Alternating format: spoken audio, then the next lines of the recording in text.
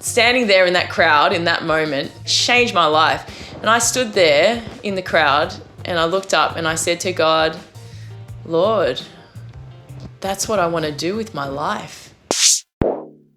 How did I become a songwriter? I grew up in a pretty conservative Christian family in Australia. My parents, obviously being Taiwanese, meant that we went to a Chinese church. All of our worship was very traditional. We'd sing hymns. If there were choruses, they would be accompanied just by a piano and some singers, and that was about it. The thing that changed my life as a Christian and as a musician and as a songwriter was 1996 in January, which is our summer in Australia. There was a concert and two US bands, Whiteheart and DC Talk, came to do a concert. Now, my sister and I had never experienced any Christian music outside of the hymns and choruses that we sang in church. So when we heard about this concert, we were actually laughing and joking about it on the way there. We were like, oh, what's a heavy metal Christian band going to sound like? But you know what?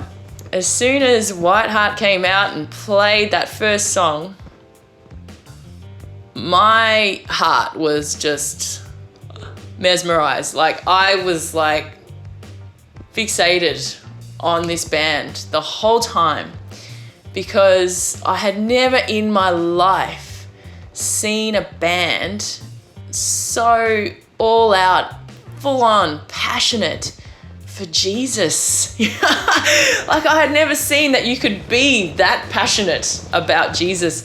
And so that really struck a chord with me. And standing there in that crowd in that moment, now, it wasn't a big crowd, it was actually quite a miserable turnout, but that day changed my life. And I stood there in the crowd and I looked up and I said to God, Lord, that's what I want to do with my life. And so from that moment, as a 16-year-old, I knew that I wanted to be a songwriter. I knew that I wanted to write songs that would connect with my generation in the same way that Whiteheart and DC Talk connected with me when I was that age. So I started my first band pretty soon after that. And that year we had our first evangelistic concert. We saw one girl saved as a result of that concert, which was just really encouraging. It was like, wow, we went to all this effort, but it was worth it for that one girl. So I started writing songs. So for that concert, I wrote a song. You know, that song I think came out of just me jamming on the piano. Now, I was trained classically on the piano, so, you know, that is like sight reading clefs and staves and all that kind of thing. Now, I never felt that I was very good at piano because of the way that I was taught, and because I was not good at sight reading, I never felt confident to play piano in public, because I always thought, oh no, I'll make a mistake, and you know, and that's terrible. But what I loved to do was actually just sit at the piano and just play the songs of my heart. Like, I would just jam away, playing my own melodies, playing my own chords, and I used to just love that. Now, I didn't know at the time that that was me worshiping. That was me playing in the Spirit. I didn't know that was a thing because I, wasn't from that Christian heritage. And so I didn't realize that part of my worship was just playing, letting those tunes come. And so, this first song that I wrote, Jesus, You Reign, was kind of born out of that time of worship.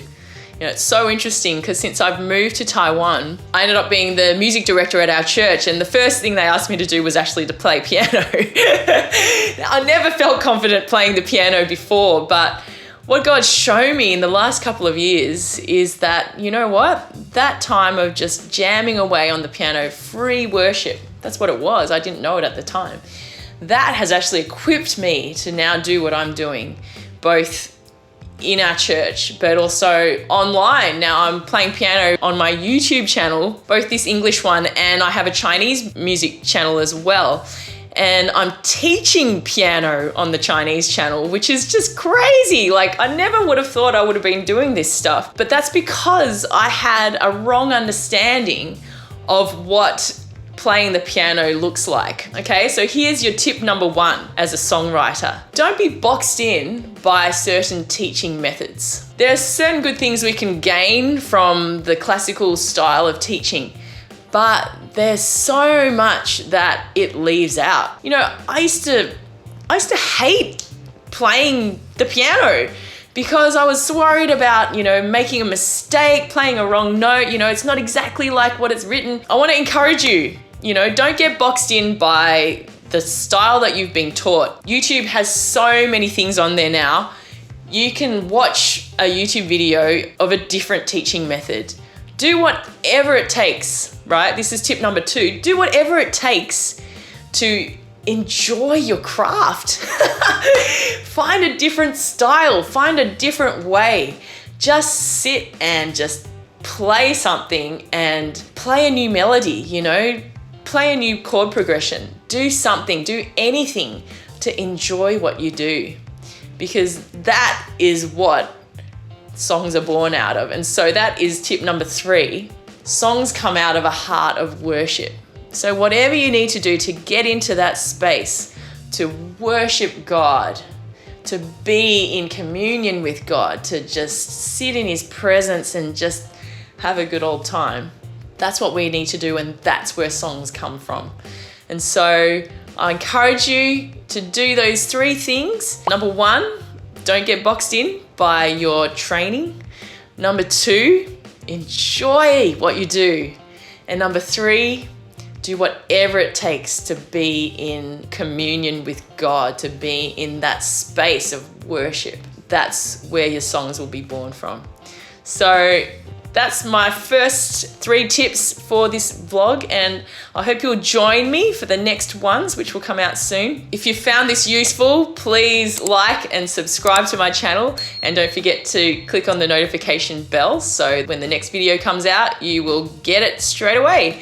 I'll look forward to seeing you next time. Bye.